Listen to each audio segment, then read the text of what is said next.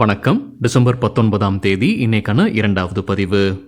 பங்குச்சந்தையில் நடந்த சில விஷயங்களை விரைவாக பார்க்கலாம். முக்கியமான தகவல், நான் செபி ரெஜிஸ்டர்ட் அட்வைசர் கிடையாது. நம்ம சேனல்ல இருந்து எப்போதுமே ஸ்டாக் ரெக்கமெண்டேஷன்ஸ் கிடையாது. யூடியூப் சேனல் மட்டும் இல்லைங்க, மற்ற சோஷியல் மீடியா பிளாட்ஃபார்மான இன்ஸ்டாகிராம், வாட்ஸ்அப், டெலிகிராம்ல இருந்து கூட நாம ஸ்டாக் ரெக்கமெண்டேஷன்ஸ் வழங்குவதில்லை. மேலும் பணத்தை வாங்கிட்டு எந்த சேவையும் வழங்குவது இல்லை. பல போலியான குரூப் இயங்கிட்டு இருக்கு. தயவு செய்து ஜாகிரதையாக இருங்க. இந்த வீடியோவில் காட்டக்கூடிய அனைத்து கம்பெனிகளும் வெறும் இன்ஃபர்மேஷனல் பர்பஸ்க்காக மட்டுமே முதலீடு செய்யுங்கன்னு சொல்கிற வீடியோ கிடையாது. எந்த ஒரு முதலீட்லையும் ரிஸ்க் இருக்கும். ரிஸ்க் புரியாமல் இன்வெஸ்ட் செய்யாதீங்க. ரிஸ்க் புரியலன்னா தயவு செய்து இன்வெஸ்ட்மெண்ட்டை தவிர்த்துருங்க. நம்ம ருபி டிரைவர் சேனலை ஆதரிக்கிற அனைத்து நல்ல உள்ளங்களுக்கும் நன்றி. நம்ம மார்க்கெட் ஓப்பன் ஆகிறதுக்கு முன்னாடி உலக மார்க்கெட்ஸ் எப்படி இருந்ததுன்னு பார்க்கும்போது நேற்று யூஎஸ் மார்க்கெட்ஸ் க்ரீனில் தான் க்ளோஸ் ஆகி இருந்தது. யூரோப்பியன் மார்க்கெட்ஸ் மிக்ஸ்டாக இருந்தது, க்ரீனாகவும் இருந்தது, ரெட்டாகவும் இருந்தது சில மார்க்கெட்ஸ். நம்ம மார்க்கெட் ஓப்பன் ஆகிறதுக்கு முன்னாடி ஏஷியன் மார்க்கெட்ஸ் இன்னைக்கு எப்படி இருக்குன்னு பார்க்கும்போது பெரும்பாலும் ரெட்டில் தான் ட்ரேட் ஆகிட்டு இருந்தது. குறிப்பாக கிஃப்ட் நிஃப்டி ஃப்ளாட்டாக ட்ரேட் ஆகிட்டு இருந்தது. நம்ம மார்க்கெட் ஓப்பன் ஆகிறதுக்கு முன்னாடி எடுத்த ஸ்க்ரீன்ஷாட் இது. சில இண்டிவிஜுவல் ஸ்டாக்ஸ் மற்றும் செய்திகள் விரைவாக பார்க்கலாம். பேங்க் ஆஃப் ஜப்பான் அவங்க அப்டேட்டை வெளியிட்டிருக்கிறாங்க. ஜப்பானுடைய சென்ட்ரல் பேங்க் அவங்களுடைய மீட்டிங் நடந்து இன்னைக்கு டேட்டாவை வெளியிட்டிருக்கிறாங்க. நம்ம என்ன நேற்று செய்தி பார்த்துருந்தோம்னா, பெரும்பாலான வல்லுநர்கள் என்ன கருதுனாங்கன்னா, அவங்க நெகட்டிவ்ல இருக்கக்கூடிய இன்ட்ரெஸ்ட் ரேட்டில் மாற்றம் கொண்டு வருவாங்க அல்லது குறைந்தபட்சம் எப்போ மாற்றுவாங்கன்ற கைடன்ஸை வெளியிடுவாங்கன்ற எதிர்பார்ப்பு இருந்தது. ஆனால் அதற்கு மாறாக பேங்க் ஆஃப் ஜப்பான் எந்த மாற்றமும் செய்யாமல் அப்படியே விட்டுருக்கிறாங்க. நெகட்டிவ் இன்ட்ரெஸ்ட் ரேட்டில் தான் இருக்குது, 0.1%. கைடன்ஸும் அதை எப்படி மேலே ஏற்றுது அப்படின்ற கைடன்ஸும் அவங்க கொடுக்கலன்னு சிஎன்பிசி டிவி 18 தகவல் சொல்லியிருக்கிறாங்க.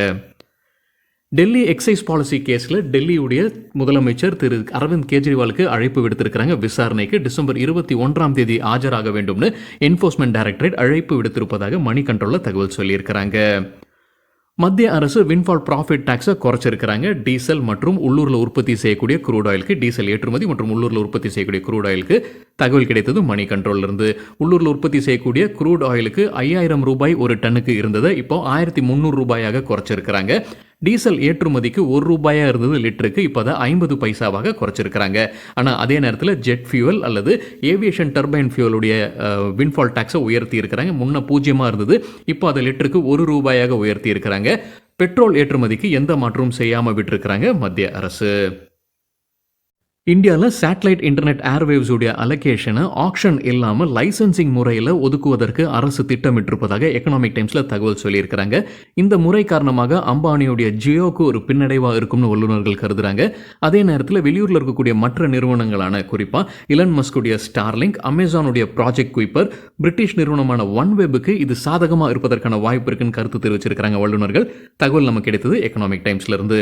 இந்தியாவில் சேட்டலைட் பிராட்பேண்ட் சர்வீசஸ் உடைய மார்க்கெட் 2030க்குள்ளார $1.9 பில்லியன் மதிப்பை எட்டும்ன்ற எதிர்பார்ப்பு, ஆண்டிற்கு 36% வளர்ச்சி இருக்கும்னு சொல்லியிருக்கிறாங்க. அதே எக்கனாமிக் டைம்ஸ் செய்தியில். தமிழ்நாட்டில் பல இடங்களில் பலத்த மழை பெய்து கொண்டிருக்கின்ற தகவல் நம்ம முன்னே பார்த்துருந்தோம். அதோடைய எதிரொலியாக டிசிடபிள்யூ கம்பெனி தரப்புல அப்டேட், அவங்களுடைய ஆலையில் வெள்ளம் புகுந்திருக்கிறதுனால அங்கே இயல்பு ஆபரேஷன்ஸ் பாதிக்கப்பட்டிருக்கு. குறைந்தபட்சம் 7 நாட்கள் ஆகும் மறுபடியும் அந்த ஆலை இயல்பு நிலைக்கு திரும்புவதற்குன்னு சொல்லியிருக்கிறாங்க டிசிடபிள்யூ கம்பெனி. கிராசம் இண்டஸ்ட்ரீஸ் குறித்து மணி கண்ட்ரோல் கிடைத்த ஒரு தகவல், அவங்களுடைய ரெனியூவல் எனர்ஜி பிசினஸ்ல முதலீடுக்காக கத்தார் நிறுவனமான நெப்ராஸ் பவருடன் ஒரு பேச்சுவார்த்தையில் இருப்பதாக மணி கண்ட்ரோல்ல தகவல் சொல்லியிருக்கிறாங்க. ரெனியூவல் எனர்ஜி பிசினஸ்ல இது ஒரு ஜாயிண்ட் வெஞ்சரா இருப்பதற்கான வாய்ப்பு இருக்கு. $400 மில்லியன் கத்தார் நிறுவனமான நெப்ராஸ் பவர் முதலீடு செய்வதற்கான வாய்ப்பு உள்ளதாக சொல்லியிருக்கிறாங்க மணி கண்ட்ரோல் செய்தியில். சஃபயர் ஃபுட்ஸ் இந்தியா குறித்தான அப்டேட், இந்தியாவில் சில இடங்களில் பிஸா ஹட் மற்றும் KFC நடத்தக்கூடிய நிறுவனம் ப்ரொமோட்டர் என்டிட்டியான சமாரா கேபிட்டல் பார்ட்னர்ஸ் முற்றிலுமாக வெளியேறியிருப்பதாக செய்தி. 4,49,000 ஷேர்ஸை நேற்று விற்பனை செய்திருக்கிறாங்க. ஒரு ஷேர் விலை 1,400 ரூபாய்னு ஒட்டுமொத்தமாக 63 கோடி ரூபாய் மதிப்பிற்கான டிரான்சாக்ஷனை நடத்தியிருக்கிறாங்க. அதே போல சஃபயர் ஃபுட்ஸ் மொரீஷியஸும் ஷேர்ஸை விற்பனை செய்துள்ளதாக தகவல். 33,37,000 ஷேர்ஸ், ஒட்டுமொத்தமாக 467 கோடி ரூபாய்க்கு டிரான்சாக்ஷன் நடத்தியிருக்கிறாங்க. கிட்டத்தட்ட 5.2% ஸ்டேக்கை விற்பனை செய்திருக்கிறாங்க. யாரு வாங்கியிருக்கிறாங்க? சிங்கப்பூர் அரசு ஷேர்ஸை வாங்கியிருக்கிறாங்க. 1.6% ஸ்டேக், அதாவது 10,05,582 ஷேர்ஸை வாங்கியிருக்கிறாங்க. HDFC மியூச்சுவல் ஃபண்டும் 22 லட்சம் ஷேர்ஸை வாங்கியிருப்பதாக தகவல் வெளியாகி இருக்கு. சம்வர்தனா மதர்சன் கம்பெனி குறித்து SMC குளோபல் செக்யூரிட்டிஸ் என்ன ரேட்டிங் கொடுத்திருக்கிறாங்க? பை ரேட்டிங் கொடுத்திருக்கிறாங்க. எதிர்பார்க்கிற டார்கெட் 112 ரூபாய் ஒரு ஷேருக்கு. ஏத்தர் இண்டஸ்ட்ரீஸ் தற்போது அப்டேட் இருக்கு. அவங்க எலக்ட்ரோலைட் அடிட்டிவ்ஸ் பிசினஸ் உள்ளார வருவதற்காக குளோபல் லித்தியம் அயன் பேட்டரி ப்ரொடியூசருடன் ஒரு பார்ட்னர்ஷிப்ல வருவதாக அறிவிச்சிருக்கிறாங்க ஏத்தர் இண்டஸ்ட்ரீஸ். HDFC செக்யூரிட்டிஸ் சில ஸ்டாக் ரெக்கமெண்டேஷன்ஸை கொடுத்துருக்காங்க. தகவல் நமக்கு கிடைத்தது மணி கண்ட்ரோல்லேருந்து. கொடுத்துருக்கிற கால அளவு அடுத்த 3 4 வாரங்கள். தீபக் ஃபர்டிலைசர்ஸ் அண்ட் பெட்ரோ கெமிக்கல்ஸ்க்கு பை ரேட்டிங், எதிர்பார்க்கிற டார்கெட் ₹770, 10% லாபம் கிடைப்பதற்கான வாய்ப்பு, ஸ்டாப் லாஸ் 650. என்ன காரணம் சொல்லியிருக்கிறாங்க? டெய்லி சார்ட்ல bullish cup and handle pattern break out நடந்திருப்பதாக சொல்லியிருக்கிறாங்க. கப் அண்ட் ஹேண்டில் பேட்டர்னா என்னன்னு நம்ம வேறொரு வீடியோவில் டீட்டெயில்டாக பேசியிருக்கோம். அந்த வீடியோட லிங்க் இந்த வீடியோட டிஸ்கிரிப்ஷனில் இருக்குது. GSFCக்கு HDFC செக்யூரிட்டிஸ் பை ரேட்டிங் கொடுத்துருக்காங்க. எதிர்பார்க்கிற டார்கெட் 270, ஸ்டாப் லாஸ் 206, 17% லாபம் கிடைப்பதற்கான வாய்ப்பு இருக்கு. கேஸ்ட்ரால் இந்தியாவுக்கு பை ரேட்டிங், எதிர்பார்க்கிற டார்கெட் ₹175, 19% அதிகரிப்பதற்கான வாய்ப்பு, ஸ்டாப் லாஸ் ₹133. JTL இண்டஸ்ட்ரீஸ் தற்போது அப்டேட் இருக்கு. மகாராஷ்டிரா மாநிலத்தில் அவங்க ஒரு பெரிய விரிவாக்கம் செய்ய போறதாக அறிவிச்சிருக்காங்க. இதற்காக ₹13,000 மில்லியன் கம்பெனி செலவு செய்ய போறதாக அறிவிச்சிருக்காங்க.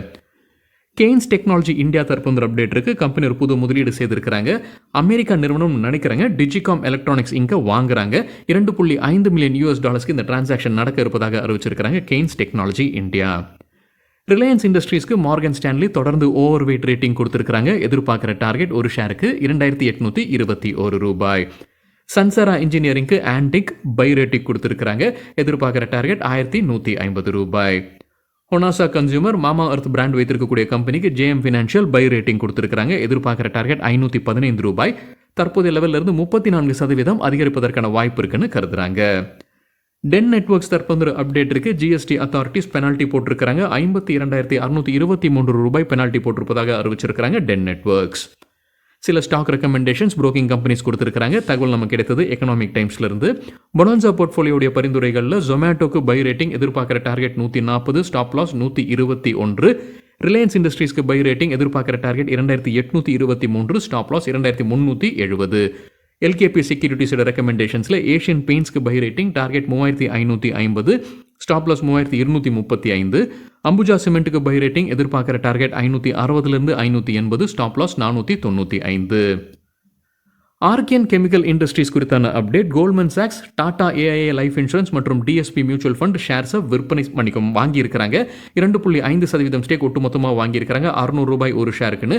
ஒட்டுமொத்தமாக ₹182 கோடி இந்த டிரான்சாக்ஷனுடைய மதிப்பு. இந்தியா ரிசர்ஜன்ஸ் ஃபண்ட் மற்றும் பிரமல் நேச்சுரல் ரிசோர்ஸஸ் ஷேர்ஸை விற்பனை செய்திருக்கிறாங்க.